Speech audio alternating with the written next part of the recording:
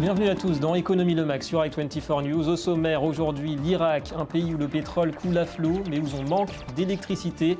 En cause de ce paradoxe, vous le verrez, une infrastructure électrique durement éprouvée par la guerre et par l'embargo qui frappait le régime de Saddam Hussein. Et puis gros plan aujourd'hui sur un marché en plein essor, celui des drones, mission de surveillance pour ces avions sans pilote, mais aussi de sauvetage, de prévision. Bref, un marché aujourd'hui colossal qui chiffre en milliards de dollars. Alors qui en sont les principaux acteurs? Réponse avec notre invité Nadav Zehevi. Et puis en toute fin d'édition, nous parlerons de l'acquisition par Facebook de la start-up israélienne Onavo pour un montant qui pourrait avoisiner les 200 millions de dollars. Rendez-vous dans quelques minutes. Voilà pour les titres, merci d'être avec nous. L'actualité économique du jour, tout d'abord en images. Et à la une aujourd'hui, on ouvre avec le prix Nobel d'économie 2013. Il a été attribué, vous le voyez, en début d'après-midi à 3 Américains. Eugène Fama, Lars Peter Hansen et Robert Shiller ont été récompensés tout à l'heure pour leurs travaux sur les marchés financiers et leur analyse empirique des prix des actifs qui permet de prévoir notamment le cours général des prix des actions et des obligations sur de longues périodes. Alors pour être tout à fait exact, il ne s'agit pas du prix Nobel d'économie mais du prix de la Banque royale de Suède en sciences économiques en mémoire d'Alfred Nobel, puisque c'est le seul prix géré par la Fondation Nobel qui n'a pas été créé par le testament d'Alfred Nobel. This year's prize in economic sciences is about predictions. Cette année, l'Académie royale suédoise des sciences a décidé d'attribuer le prix 2013 en sciences économiques en mémoire d'Alfred Nobel au professeur Eugène Fama de l'Université de Chicago, États-Unis, au professeur Lars Peter Hansen de l'Université de Chicago, États-Unis, et au professeur Robert Shiller de l'Université de Yale, New Haven, États-Unis, pour leur analyse empirique des prix des actifs. Et dans le reste de l'actualité, c'est le suspense qui se poursuit aux États-Unis. Le bras de fer interminable entre démocrates et républicains fait trembler la planète financière. Toujours pas d'accord en vue sur le plafond de la dette, pas plus que sur le budget. Alors pas encore de panique réelle du côté des marchés et des investisseurs, mais le dollar a perdu du terrain ces derniers jours face à l'euro et au yen. Le shutdown va bientôt entrer dans sa 3e semaine et il reste maintenant 3 jours pour éviter le défaut de paiement. Malgré tout, le leader de la majorité démocrate au Sénat se voulait optimiste hier soir. J'ai eu une conversation productive avec le leader républicain cet après-midi. Nos discussions étaient profondes et nous allons poursuivre ces discussions. Je suis optimiste quant aux perspectives d'une conclusion positive sur les questions essentielles qui concernent ce pays aujourd'hui.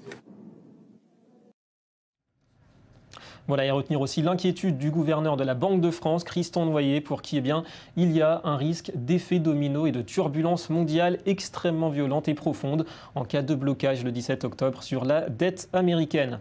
Et pendant ce temps, la zone euro reste préoccupée par son secteur bancaire. L'Eurogroupe se réunit ce lundi à Luxembourg pour débattre des moyens de rétablir un système qui aujourd'hui ne prête plus. La Banque centrale européenne va bientôt entamer un audit des 130 plus grosses banques de la zone euro. Alors on est toujours dans l'inconnu, mais le FMI prévoit pour les seuls établissements italiens et espagnols des pertes de 230 milliards d'euros. Mario Draghi, le patron de la BCE, a déjà prévenu l'efficacité d'un plan de remise sur pied dépendra des mesures qui seront prises pour recapitaliser les banques et notamment, dit-il, grâce à des contributions publiques. Les obstacles restent nombreux sur la route de l'union bancaire. Londres, par exemple, refuse une supervision du secteur par la BCE.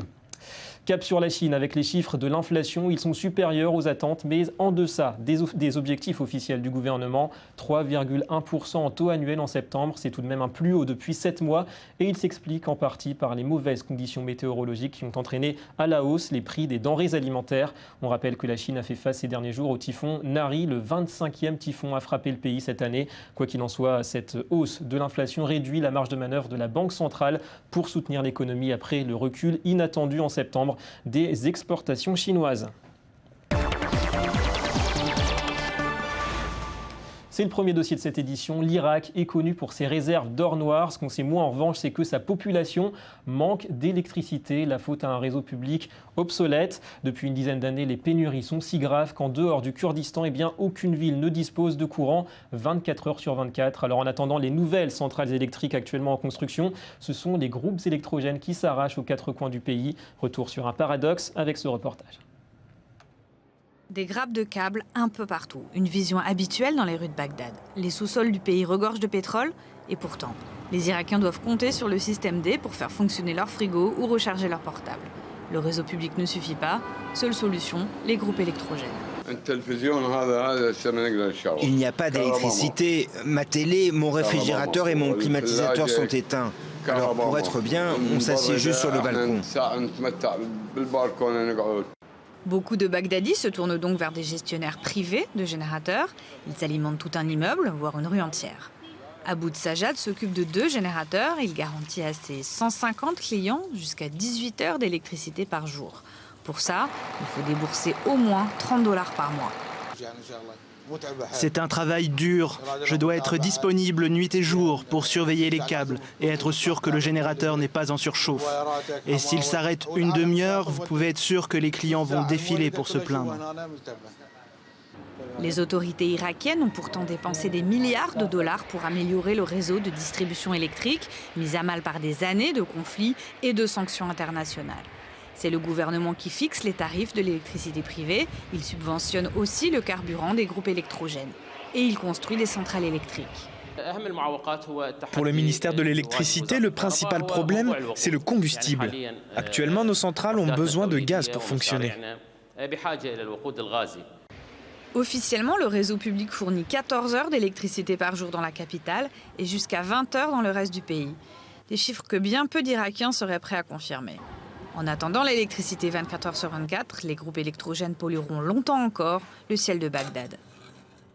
Il y a des innovations qui révèlent la créativité, la puissance technologique d'un pays. Il y en a d'autres qui, en plus de cela, changent les règles du jeu stratégique. Celle des drones est sans doute de celle-là. La généralisation de leur utilisation depuis les années 60 et la guerre du Vietnam a modifié durablement l'approche des conflits. Mais le secteur civil n'est pas en reste et aujourd'hui, le marché des avions sans pilote est tout simplement le secteur le plus dynamique de l'industrie aéronautique. Il devrait peser plus de 8 milliards de dollars par an dans 5 ans. Johanna Citruc. À l'origine, un petit avion télécommandé pour surveiller à distance. Aujourd'hui, le drone est plus connu comme une arme de guerre. Pourtant, son utilisation dans le secteur civil est en pleine croissance.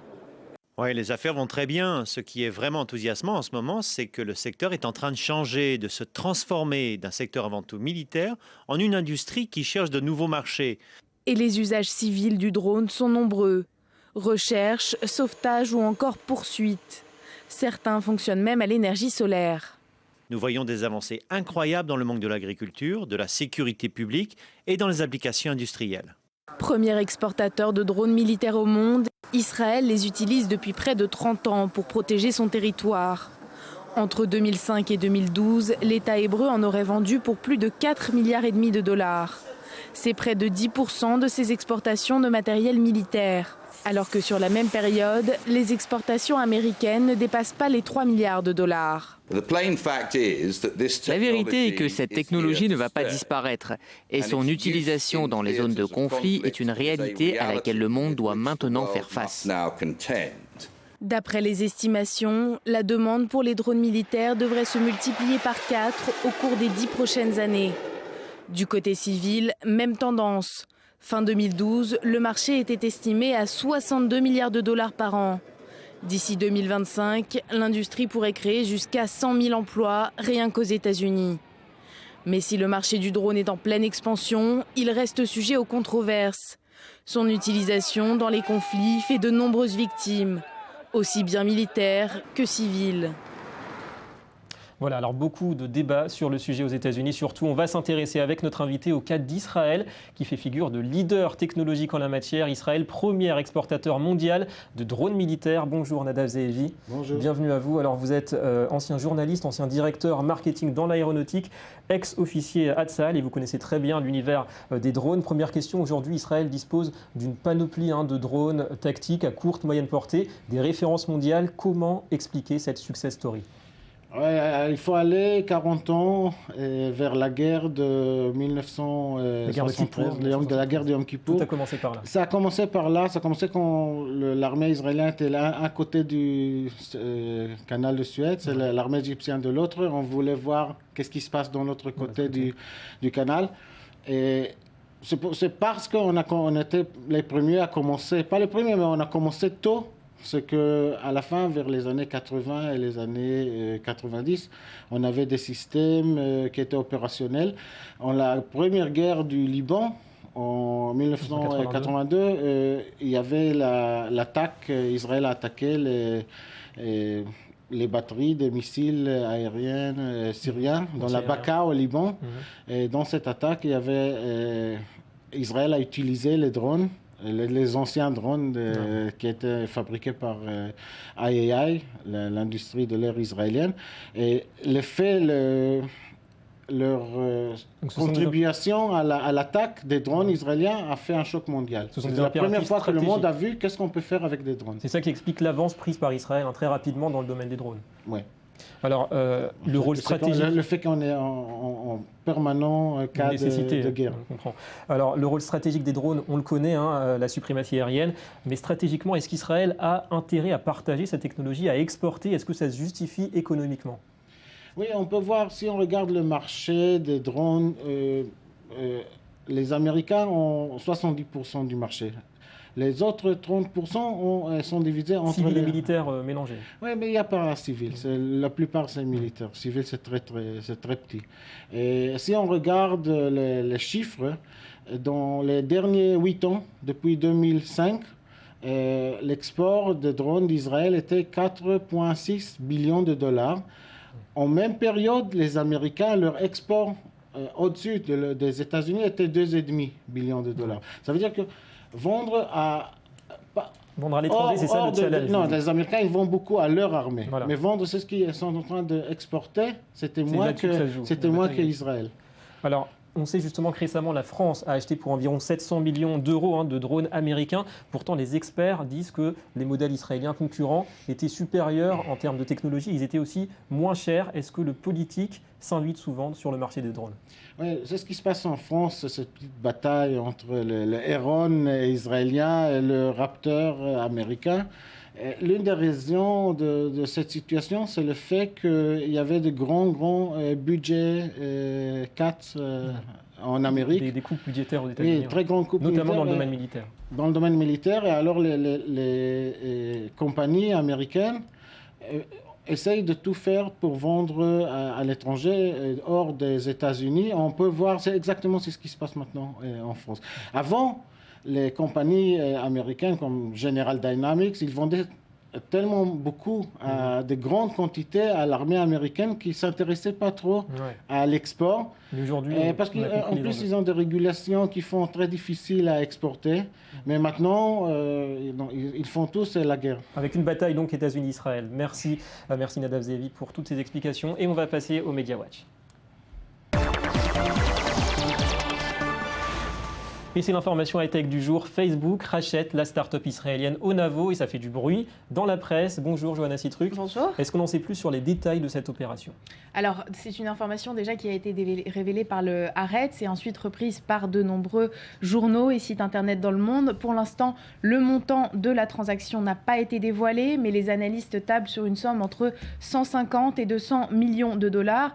La seule information qui a en fait été révélée, c'est que les bureaux de la société resteront en Israël, à Tel Aviv. C'est une décision donc stratégique de la part de Facebook qui aura désormais un centre de recherche et de développement en Israël. Alors Onavo n'est pas une société très connue, mais c'est une start-up israélienne qui a été créée en 2010 et qui emploie aujourd'hui une trentaine de personnes. Elle a développé plusieurs produits et notamment une application pour aider les utilisateurs à réduire leurs factures de téléphone portable. Alors on le voit, Facebook qui marche un peu dans les pas de Google en Israël, Google avec Waze il n'y a pas si longtemps. Est-ce qu'on peut dire que ce n'est pas la première société malgré tout qui est rachetée par Facebook en Israël? Non, ce n'est pas la première société israélienne qui est rachetée par Facebook, c'est la troisième, puisque avant ça, en 2011, Facebook avait déjà racheté Snap2, une application qui permet d'adapter n'importe quel site web en application mobile pour son téléphone portable ou sa tablette.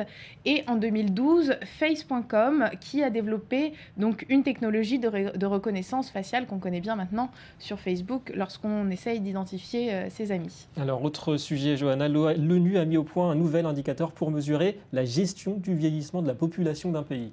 Oui, c'est un article du Figaro, un indice donc pour comprendre comment le pays gère le troisième âge. Et cet indice, c'est le Global Age Watch. Il regroupe donc 13 variables autour de plusieurs domaines. Et c'est la Suède qui gère le mieux les personnes âgées de son pays. Et quel est le secret de ces pays pour accueillir aussi bien les personnes âgées, la Suède ? Alors, tous ces pays donc, travaillent sur le sujet depuis longtemps. Ils ont mis en place pas mal de réformes. Et en fait, leur point commun, c'est qu'ils ont tous un État-providence moderne, donc c'est-à-dire un État qui assure un grand nombre de prestations sociales, mais aussi une offre très complète de services qui sont réservés aux seniors. Merci Johanna, et à demain pour une nouvelle revue de presse. Voilà, fin de cette édition. Merci de l'avoir suivi. L'info revient dans un instant sur i24 News. Rendez-vous demain pour Économie le Mag. Nous parlerons du phénomène des startups en Israël qui inspire le reste du monde. Restez avec nous.